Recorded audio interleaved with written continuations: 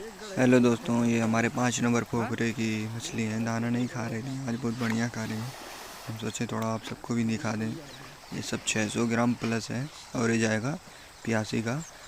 और दोपहर का टाइम है। तारीख है 25 तारीख 10वां महीना 2025। और उसके दूसरे दिन मैं सुबह में वीडियो डाल रहा हूँ। तो देख रहे हैं हमारे छेदी भी दाना मार रहे हैं। बहुत अच्छा खा रही है, ऐसा नहीं खा रही थी पहले। दोस्तों, आप सब मेरा चैनल सब्सक्राइब कर लीजिए और लाइक करिए और कमेंट करिए कि मेरी मछली आप सबको कैसी लगी।